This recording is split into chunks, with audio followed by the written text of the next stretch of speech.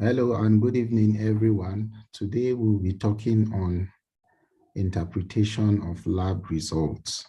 Now, this aspect is very important in your picture test exams. It's also very important in your MCQs because some certain questions might just ask the diagnosis of some pathologies which you are expected to be able to interpret. And also in your day-to-day practice as a medical officer, you need to be able to interpret basic lab results because if you don't have the foundation of interpreting laboratory results, you might have challenge with adequate referral to a specialist for proper management. So this is very important, not only because of practice, also because of your exams, not only because of passing your exams, but for day-to-day practice. We'll start by describing full blood count. Now, full blood counts is an investigation, a hematological investigation that is almost always requested in any patient who presents to a medical practitioner for review.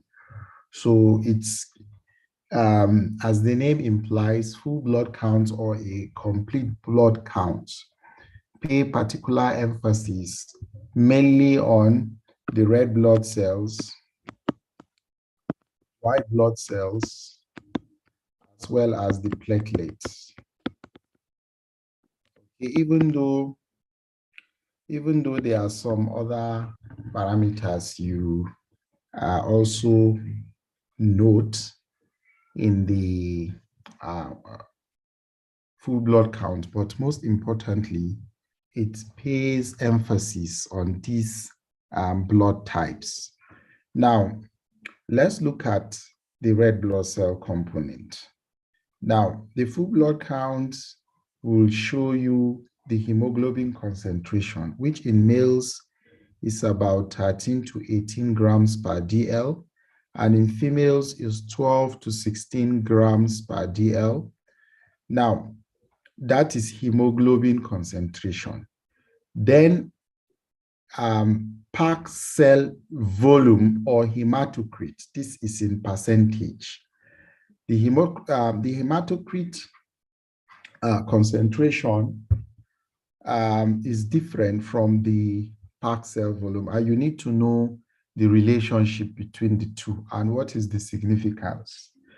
Now, for male, the PCV is 40 to 50%, while in females is 34 to 46%. You can see the hemoglobin is higher in males as compared to females. Of course, for obvious reasons, you know that because of monthly cycles in females, they lose blood, and because of pregnancy, and you know, in the third trimester of pregnancy, it takes about 1/3 of their blood volume. And also testosterone, you know, is involved in the final maturation of red blood cell. If you combine all these factors, you find that males tend to have more blood cells compared to females. Now, what is the relationship between PCV, packed cell volume, and HB, which is hemoglobin? Now, HB is when you multiply HB by 3, you get the packed cell volume. Multiplying HB by 3 will give you the PCV. So if you have a HB of 10 grams per DL. The PCV will be 30%. Now, you should know that HB is more reliable in assessing the red cell hemoglobin, or assessing the red cell mass. Is more reliable in assessing oxygen carrying capacity, because PCV is a value that is affected by dehydration, while HB is not affected by dehydration. When you have a patient who is dehydrated and you take the PCV of that patient, you have a falsely elevated PCV, okay? It is after the patient is well rehydrated, that is when you now get an adequate or the true value of the PCV. Then the HB is not actually affected by dehydration. It's just a measure of the hemoglobin concentration. Then the red blood cells, their absolute amount you can see in males is still higher, 4.5 to 5.5 times 10 raised power 10 per liter. And in female is 3.5 to 4.8 times 10 raised power 12 per liter. Now, the mean cell volume, that is the amount or the size. This tells you the size of the cell. And this cell volume, the relevance of male cell volume is to tell you whether a cell is of averagely normal size, whether a cell is microcytic, or whether a cell is macrocytic. Of course, when it's less than 80, you know that is a microcytic cell. When it is greater than 100, you know it is a macrocytic cell. Then the mean cell hemoglobin, that is the mean cell concentration of hemoglobin, is ranging from 27 to 32 microgram. Then mean cell hemoglobin concentration, this is the concentration of hemoglobin per liter, is 31.5 to 34.5 grams per liter. Now, that is regarding the first aspect of cells that are considered in full blood count or a complete blood count. The next one to consider is the white blood cells.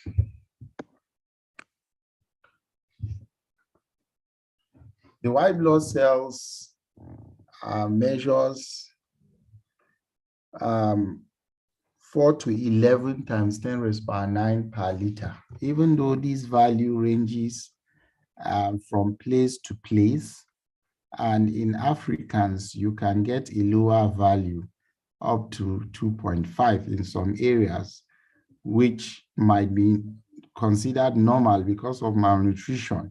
And you can even get values up to 15 in some areas, which will be considered normal in African regions. Why? You can get a low value because of malnutrition, and you can get a high value because of recurrent infection. Now, neutrophils, the differential counts of these white blood cells, neutrophils are predominant. You have 40 to 75%, eosinophils 14%, basophils 1 to 2%,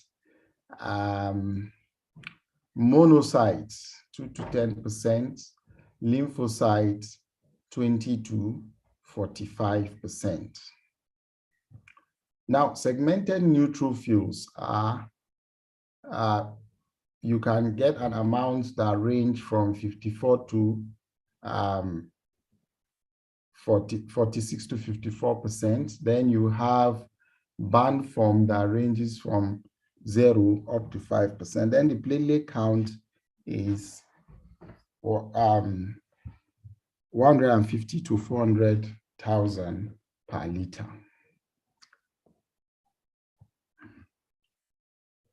Now, ESR usually is not a component of full blood count, but is also a parameter that is normally used to assess inflammatory process that are going on. So you might have a lot of inflammatory processes where you have an elevated ESR, and the ESR is higher in males.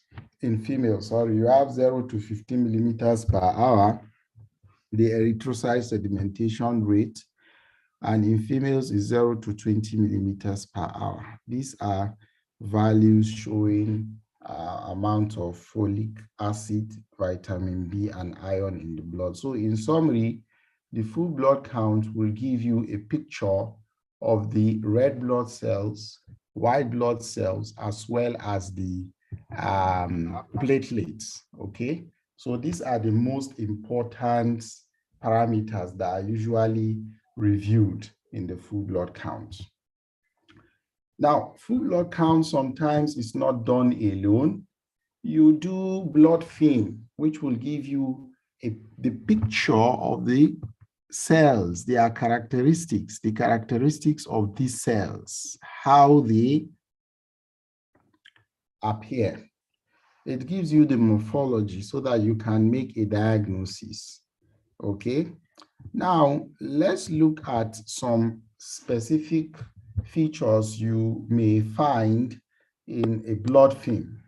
Now, if you look closely to this at this picture, the red blood cells have a pale central area.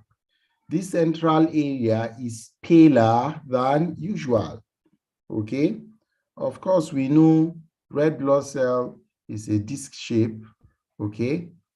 It's biconvex, it's biconcave in both sides, and the central depression, even though the central depression appear a little bit paler than the periphery, but this particular picture is showing, one, the cell sizes are smaller, and two, the central areas are paler.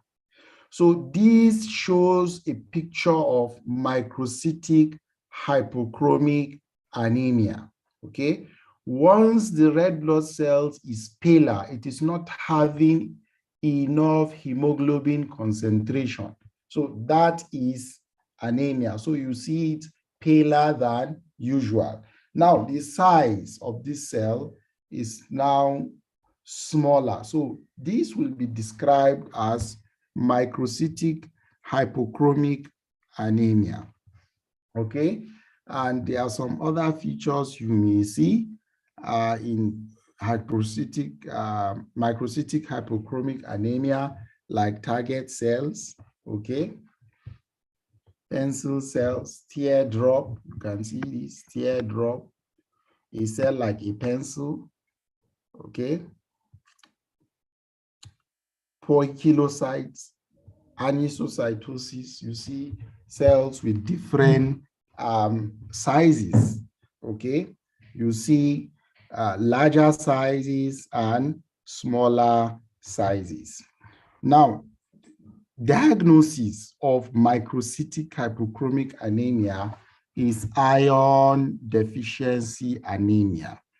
Iron usually causes is a substrate for formation of hemoglobin. So when iron is deficient, you have reduced hemoglobin concentration, which will make the cells paler. Now, iron also has a way of inhibiting mitosis. Iron inhibits mitosis, so it prevents continuous proliferation of these cells in the marrow to allow them for proper maturation. So in the absence of iron, there is going to be a continuous proliferation, which will lead to, what? A lot of microcytes. So if you combine these two features, you have a microcytic hypochromic anemia. Now, what other conditions causes microcytic anemia? Okay, these include chronic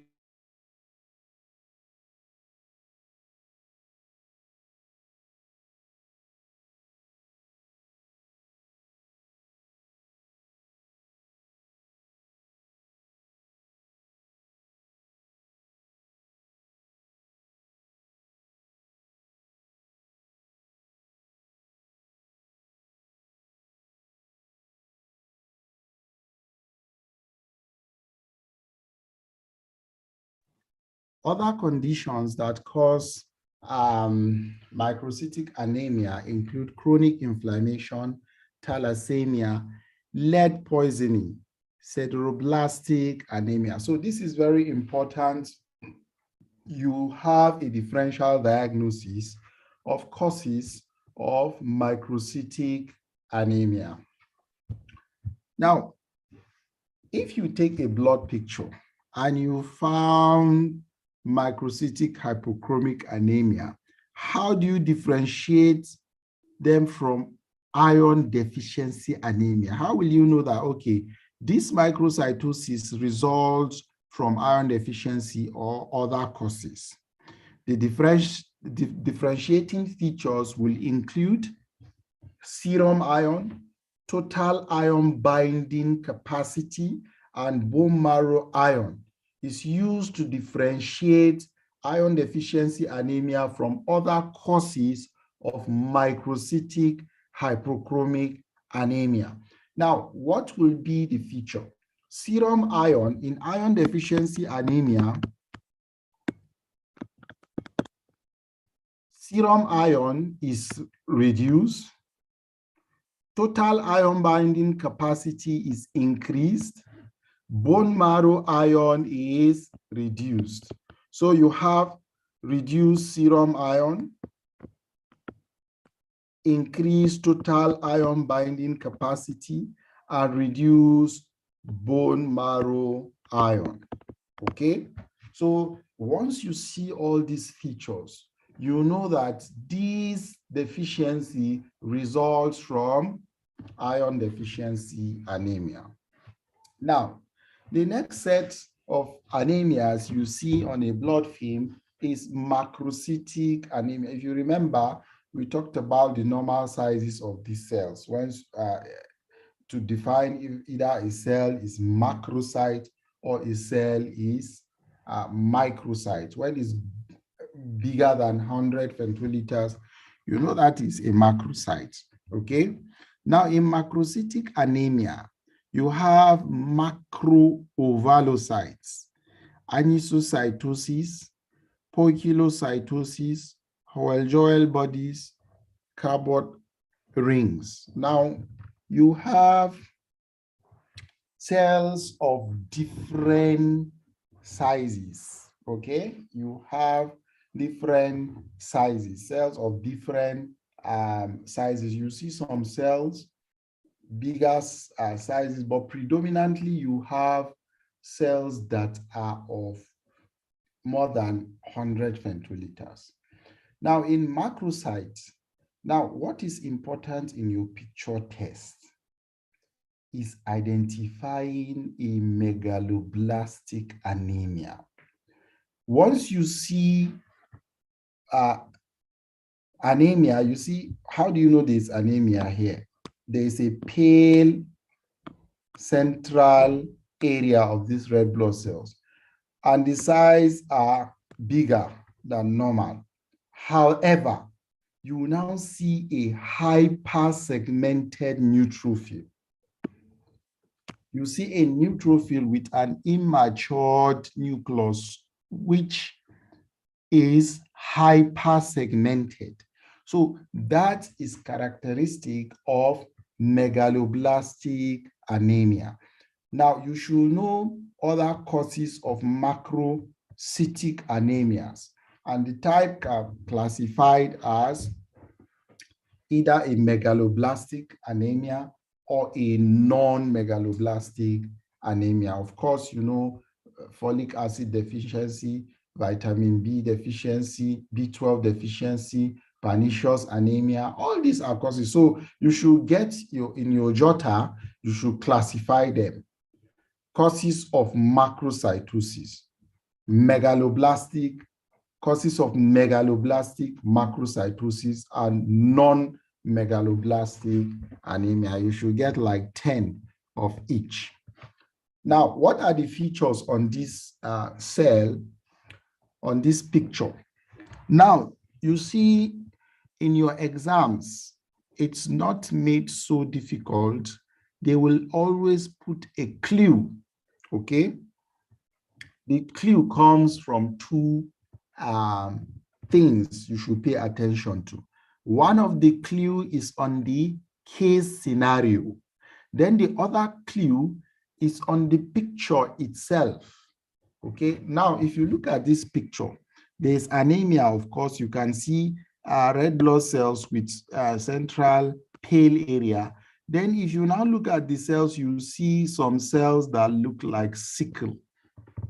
Okay, you remember a sickle, those of you that know what a sickle look like. Okay.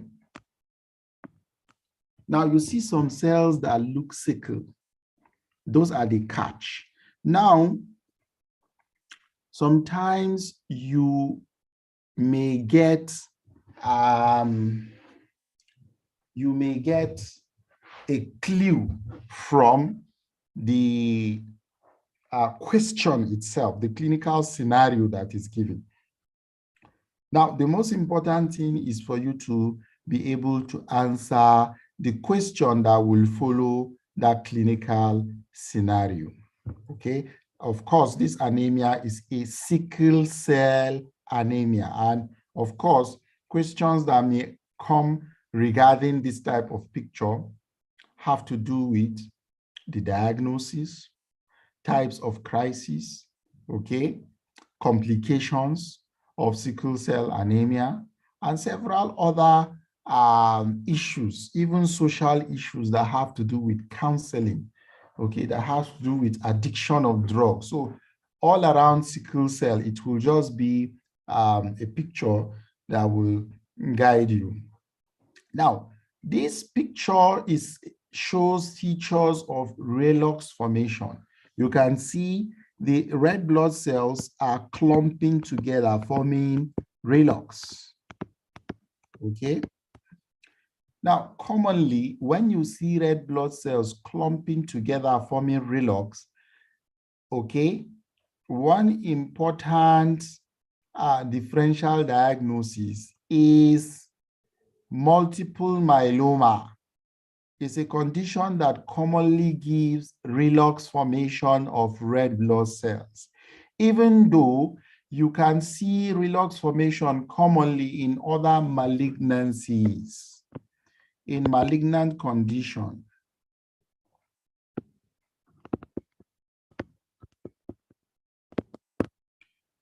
aside multiple myeloma, you can have other malignant condition. Raylox formation is common. And also, aside malignancies generally, in connective tissue diseases.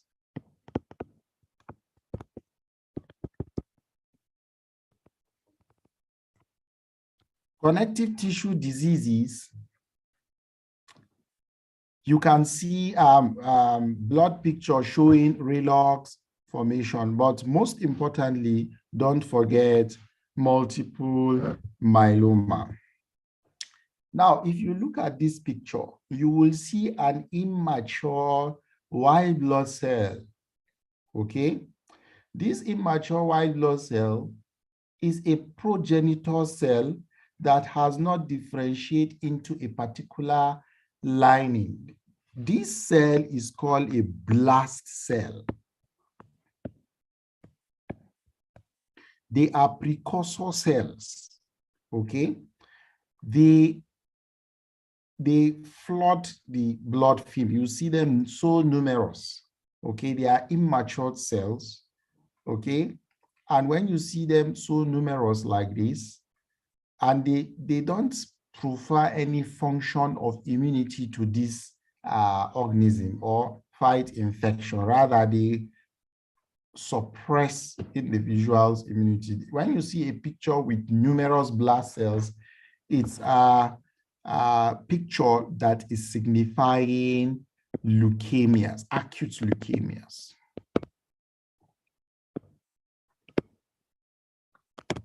These leukemias could be ALL, which is commoner in children, or AML.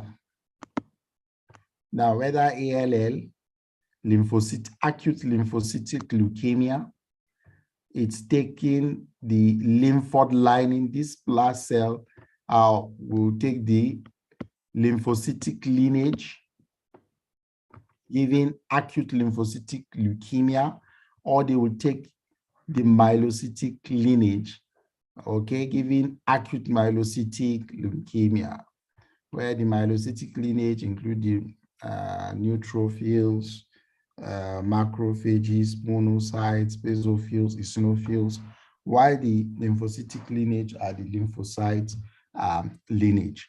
But by and large, once you see numerous blast cells on a blood film, you know it's a picture that is pointing towards acute leukemias. Then you'll be able to answer the questions that could follow. Now, it is very important, you know, as I told you, clinical scenario may guide you. When you now combine with what you are seeing on the picture, it will further clarify, give you a better picture to be able to answer your question. Now, this is an often repeated question, and it is classical. It just appears like a starry sky. A starry sky, a lot of stars in the sky. So starry sky appearance will give you a diagnosis of Burkitt lymphoma. Now you should go and read about Burkitt lymphoma so that you'll be able to answer the questions that will follow. Now, the most important important initial step is to identify the diagnosis, okay? Because if you miss the diagnosis, you won't be able to answer the questions that will follow, okay? Now, this is very important. In fact, how will you even go for an exam without having a knowledge of malaria? Of course, you know that is not acceptable.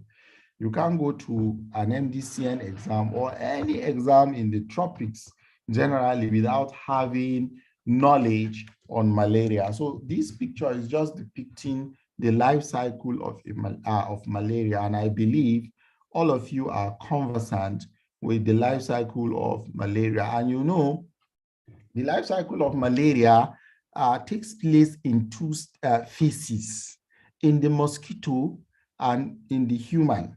Of course, the mosquito is the vector and human is the host.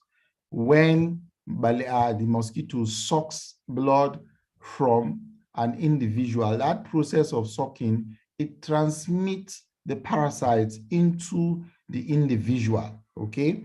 And then it will now carry this parasite to, the parasite develops in the individual, okay, and cause symptoms of malaria, okay?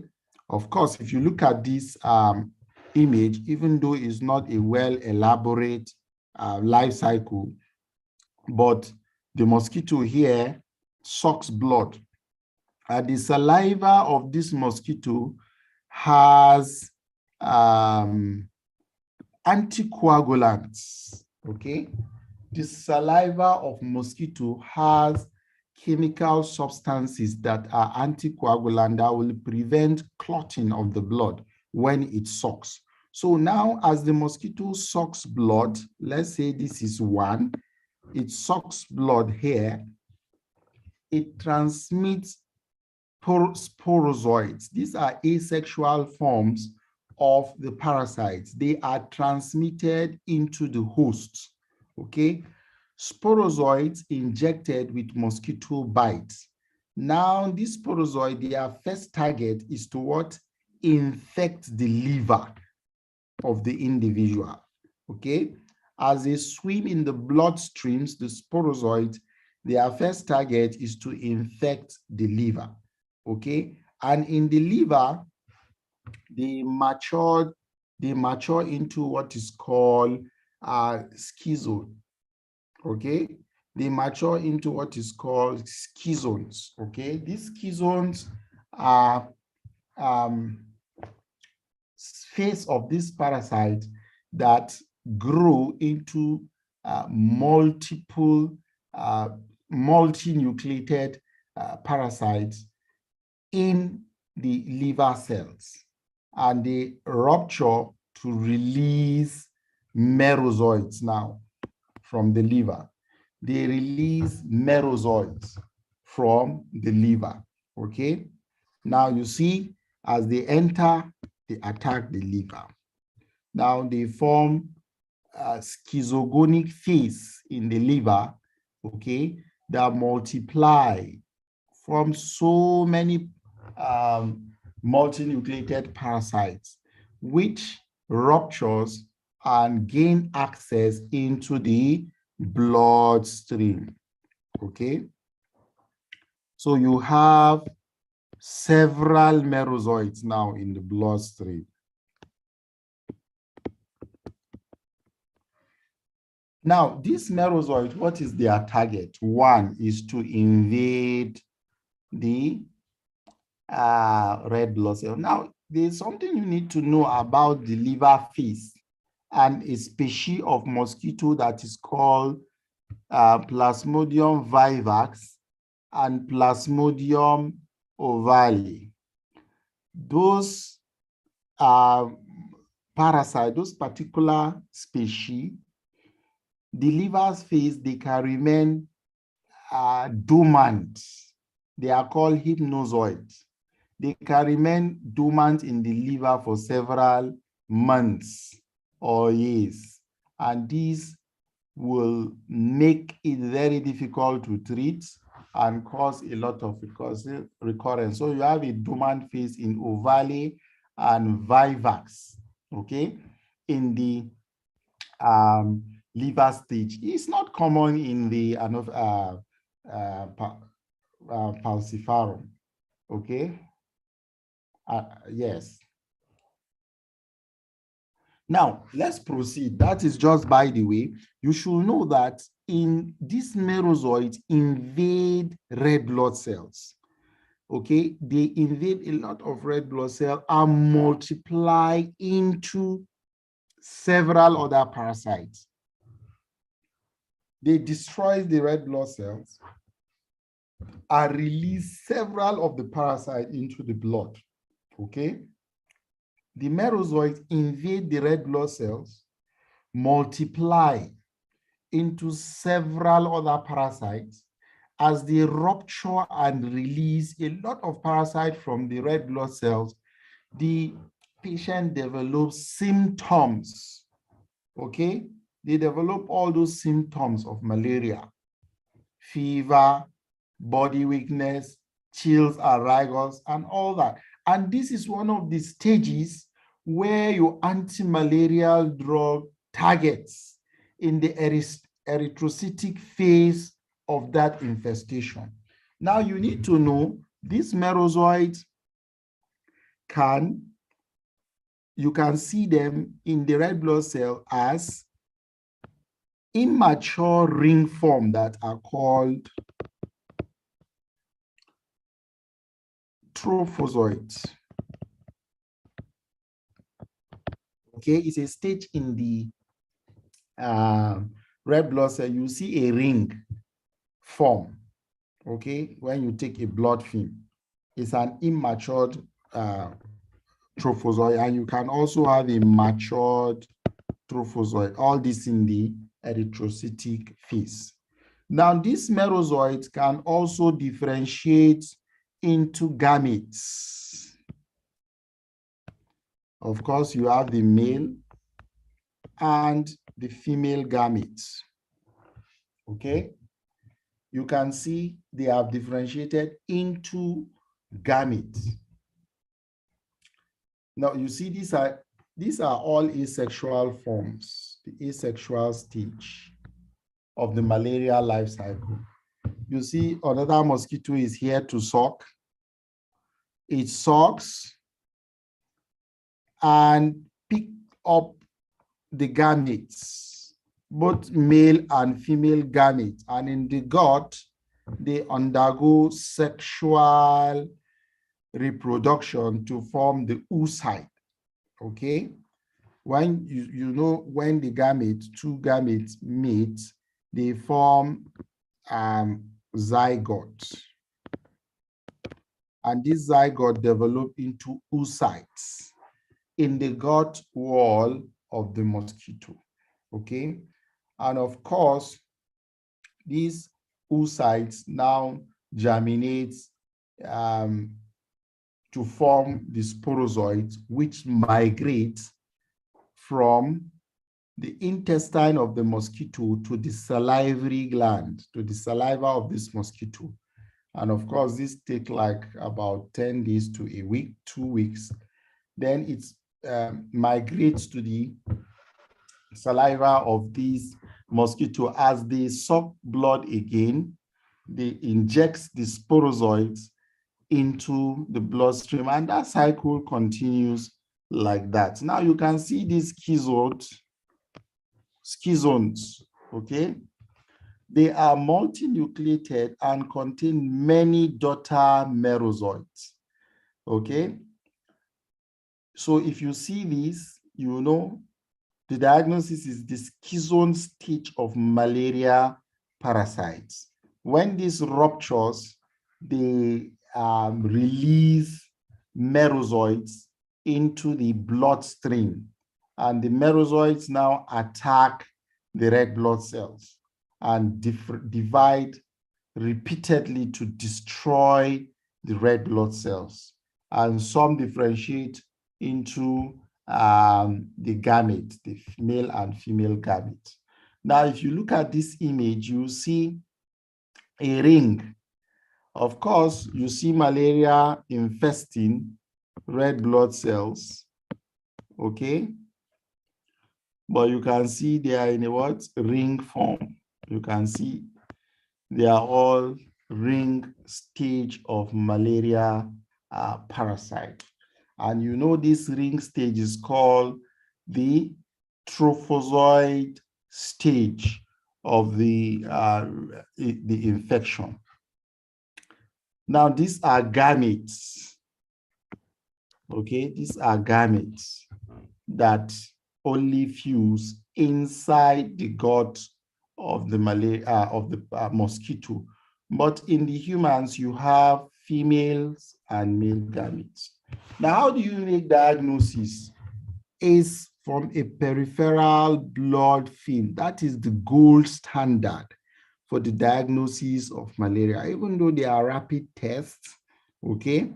But the gold standard still remains peripheral blood film, okay? Now, how do you interpret this? How do you take that?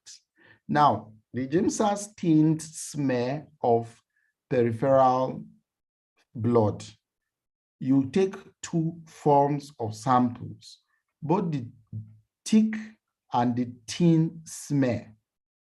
Then they are examined. You have the thick film as well as what? The thin film. What does the thick film does? It identifies the degree of parasitization, okay? While the thin film will identify the Plasmodium species, okay? The thick film, you want to see how much of the parasites have invaded per high power field of that individual, whether is it a 1+, is it 2+, 3+, or 4+. Then the thin film, you are going to identify what species even causing this infection, okay? So Plasmodium falciparum smear best obtained after a febrile paroxysm. Remember, I told you it is when you have rupture of these red blood cells, you have manifestation of those symptoms of fever, chills, and so on. So it is the best time you obtain the sample to get a better picture. A single negative blood smear does not exclude the malaria, of course, for obvious reasons. Repeat smear may be required. Now, tick blood. You can see this image is showing the difference between a tick blood film, okay, that is showing you the density of parasitization, and a thin blood film that is showing you the parasite, the species. Okay, so this is something you should be able to know. What is the aim of doing a tick film and what is the aim of doing a thin film? Now, how is the degree of parasitization described? It could be described as 1+, 2+, 3+, or 4+. When you say 1+, it's you say it's 1 to 10, okay, parasite per 100 tick fields. Why 2+ is 11 to 100. 3+ is 1 to 10 per tick field, and 4+ is greater than 10 per tick field. You see, just one tick field, you're having more than 10 parasites. So it has populated the entire blood film. So you see the degree of parasitization is very, very high. Okay. Now, of course, this is also another classical image that almost every candidate knows. Okay. The all-eye appearance. Of course, you can see. Look at multiple all-eye everywhere. So diagnosis is Hodgkin's lymphoma or cytomegalovirus. Yes, this is, I think this came out in your last exams for those who can remember CSF analysis. CSF analysis is something you shouldn't joke with, okay? It comes out in the exams. So you have how does the CSF appears in a patient with bacterial infestation, viral infestation, tuberculosis infestation. But of course, you need to know the normal before you can interpret the abnormal, okay? You need to know the normal before you can interpret the abnormal.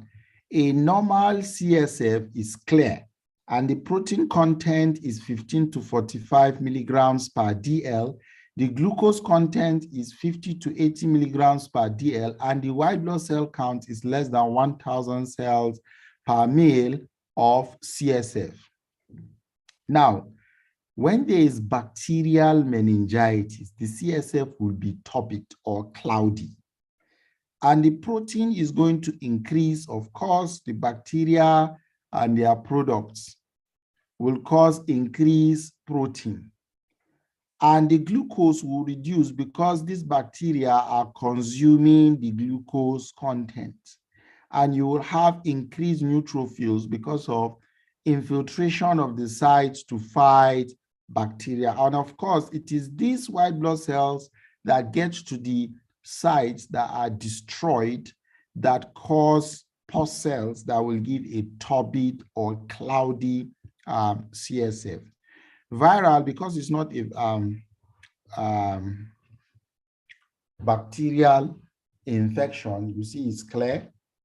The protein will increase, glucose is normal. Now, what type of cells are usually elevated in viral infestation is lymphocyte. So you have a lymphocytic infiltration. So lymphocyte is increased. Now, tuberculosis is a bacterial infection. So, but however, you found a yellowish or viscous, and sometimes it is described as web-like. When you take a sample following lumbar puncture and you've seen it, the sample is just like a web of a spider, is having a characteristic of web-like appearance, is a differential of a tuberculous meningitis. So the protein content will increase and the glucose content will reduce.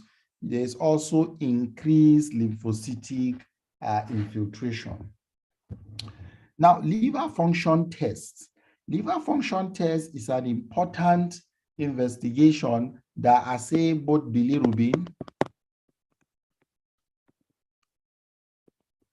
liver enzymes,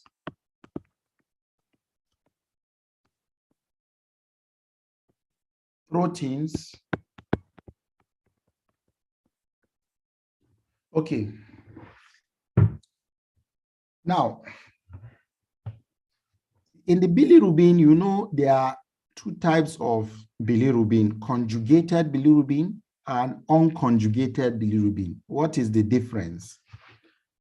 Conjugated bilirubin is bilirubin that has been metabolized in the liver by conjugation of with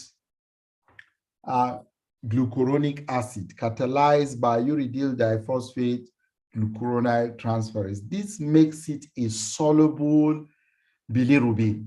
So conjugated bilirubin are soluble, while unconjugated bilirubin are bilirubin that are released from cell lysis.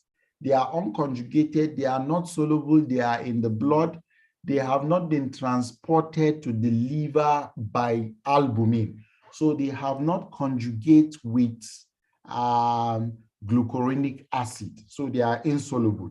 It is the conjugated bilirubin that is secreted into the gastrointestinal tract, okay, for metabolism of fat. Now, serum conjugated bilirubin is 0.2 milligrams per 0 to 0.2 milligrams per DL, and unconjugated 0.2 to 0.6. Now, when you have jaundice that is obstructive jaundice, you have an elevated conjugated bilirubin, an elevated total bilirubin, because this conjugated bilirubin is prevented from entering into the gastrointestinal tract. So it's going to be, there's going to be backflow into the liver and backflow into the systemic circulation. You have elevated conjugated bilirubin. Now, total protein, okay, 6 to 8 grams per DL, while albumin is 3 to 5 grams per DL. And of course, in liver diseases, you have reduced synthetic function of the liver, the albumin will be reduced. Now, the liver enzymes, alanine transaminase, aspartate transaminase, alkaline phosphatase, gamma-glutyryl transferase. It is important you know that alanine transaminase and aspartate transaminase are markers of liver problem. However, alanine transaminase, ALT, is more specific for liver disease because it's primarily seen in the liver. You don't see it elsewhere, but what? In the liver. AST is seen in tissues like heart, muscles, red blood cells, and bone marrow. It is less specific. So when you have elevated ALT, you know that is specific for a liver disease. And being more specific is even secreted in the mitochondria, okay? You have, when you see ALT, just know is liver pathology, but AST not that specific. Now, ALP is not even secreted in the liver per se. It is secreted in the epithelium of the biliary tree. Okay, so when you have elevated ALP, it means there's obstructive jaundice. There's impediment of the flow of that enzymes into the GIT. So it accumulates in the hepatobiliary tree and flows back into the systemic circulation. Okay, gamma glutathione is also secreted in the biliary tree. So when you have obstructive jaundice, you have an elevated ALP and gamma glutathione transferase. Now, the ALT-AST might be normal in obstructive jaundice or mildly elevated if the patient is already suffering from biliary cirrhosis. AST to ALT ratio is greater than 2 in alcoholic cirrhosis. Now, thyroid function test, I could remember one of the exams in Kanu, in an OSCE station, there was an interpretation of thyroid function tests in one of the exams in Kanu, I could remember. Now, you can see physiologic states of these various hormones. In hyperthyroidism, I know you know the pituitary thyroid axis, okay? Hypothalamus pituitary thyroid axis. Of course, you know there's a negative feedback mechanism going on in that axis. So if you have a patient with hyperthyroidism, you have an elevated T4 and T3, while the TSH, because of the negative feedback on the TSH, is going to be low. If you have hyperthyroidism, this is untreated, okay? You have, okay, this is for T3 toxicity. Okay, T3 toxicity, isolated T3 toxicity, T4 will be normal. Okay, it's a form of thyroid toxicosis where only T3 is elevated. You can also have isolated T4 toxicity when it is drug-induced thyroid toxicosis. But here you are having normal T4, elevated T3, and TSH is still low because of the negative feedback mechanism. When you have a primary thyroid toxicosis, you have this low, this elevated, and there's a negative hypothyroidism. Now, in hypothyroidism, you have this is high, others are low. That's why in hypothyroidism, thyroid stimulating hormone is the most important investigation in hypothyroidism. So it's very straightforward and simple. You just need to know that. Okay. Now, urinalysis is also another common investigation which you should be very conversant with. Okay. Now, if you are doing urinalysis, you must assess the appearance of the urine, whether it is what? Clear, transparent, or it is darkish, or it has lost the amber color. Okay. The color, is it pale yellow, amber, or is it bloody? Is it frothy? Now, the pH is normally 4.5 to 8. So you should know that a normal urine is clear, okay? No any particles, no blood, it's pale yellow or amber. This is the normal pH. Specific gravity shown. Protein is in trace amount, glucose is in trace amount, bilirubin is absent. Once you see bilirubin, of course, that patient have jaundice. And if there's bilirubin, you have to look for urobilinogen. If urobilinogen is absent, that means it is an obstructive jaundice. If bilirubin is present, look for urobilinogen. If urobilinogen is absent, it is an obstructive jaundice. Okay, leukocyte esterase absent. If present, it signifies infection. Leukocyte esterase and nitrites, more importantly, nitrites are parameters that signify presence of urinary tract infection. Now, red blood cell should be less than 3, white blood cell less than 5, cast cells less than 5. Now, crystals should be trace, okay? Oliguria is defined when a 24-hour urine is less than 400 mils, and anuria is defined when a 24-hour urine is less than 100 mils. Now, look at this table. It's showing protein. The normal is less than 200 milligrams per day, but when you have abnormally elevated proteinuria, you see that in nephrotic syndrome, glomerulonephritis, multiple myeloma, lower urinary tract infection, tumors, or stone. Glucose, okay, normal is none, okay, is trace or absent.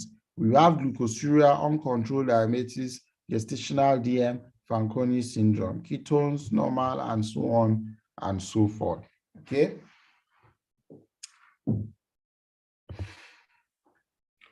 Urea electrolyte creatinine shows you the various serum values of electrolytes, creatinine, and of course, urea. Sodium, 135 to 145, potassium, 3.5 to 5.5, chloride, 90 to 110, bicarbonate, 20 to 30. Urea in males is 8 to 24 milligrams per DL, and in females, 6 to 21 milligrams per DL. Now, creatinine in males is 0.6 to 1.2, and creatinine in females is 0.5 to 1.1. Now, you should know the factor for conversion. To convert milligrams per DL to millimoles per liter, you multiply the milligrams per DL by 0.0884. That will now give you the normal ranges. Now, sometimes this is a very straightforward question. If you see them, look at this. If these are elevated, you know there is renal impairment. And in renal impairment, you see derangements commonly of these two, okay? Now, potassium will be elevated, and you know when potassium goes beyond 6.5, it's in the dialytic range. You have to do dialysis for that patient, okay? So these will be elevated, these will be reduced, but most importantly, look at these two. In acute renal failure is a common question in the exams. Now, sometimes you might have an elevated urea. Look at the creatinine. The creatinine is normal. That signifies patient is dehydrated. Okay. Blood sugar, fasting blood sugar for a normal person without diabetes is 3.9 to 5.5. For someone with diabetes is 4.4 to 7.2. Okay. Now, usually random is higher. Normal should be less than 11.1. In diabetes, is greater than 11. So any patient that presents and you do fasting is greater than this is diabetic patient. Or when the random is greater than 11.1 millimoles per DL is diabetic. Now you should know about the normal blood sugar 2 hours after meal, okay? And aside just knowing this, that you'll be taken in 2 separate occasions, not just one, you should also know about a glycated hemoglobin. Now, the glycated hemoglobin is used to assess how regular, okay, patient is on medication compliance. If patient is not on very good follow-up, not complying to the drug, you have an elevated glycated hemoglobin. Okay. Normal for person without diabetes less than 5.7%. For someone with diabetes is greater than 7%. Okay, this is not just only important in diagnosis of hepatitis, it's also important in counseling individuals, premarital counseling. Okay, now when you have results, serology tests for diabetes, for hepatitis, it is very important you know how to interpret and how to counsel patient appropriately. Now, hepatitis B surface antigen. Once you see hepatitis B surface antigen, it means there's an active infection going on. When it is positive for hepatitis B surface antigen, there's an active infection going on.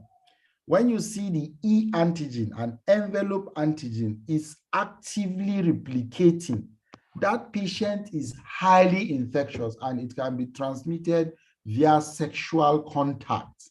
So you have to counsel them that, okay, this, your partner now is highly infectious. You might do this, there's an active infection. However, you do this, is not infectious. Once you do that and you see E antigen is present, you know patient is highly infectious. It's a no-go area. Now, when you have anti-HBC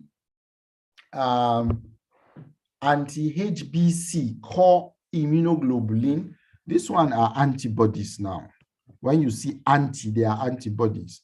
When you see AG, they are the antigens on the surface of the red blood cells, while these ones are antigens, antibodies in the plasma.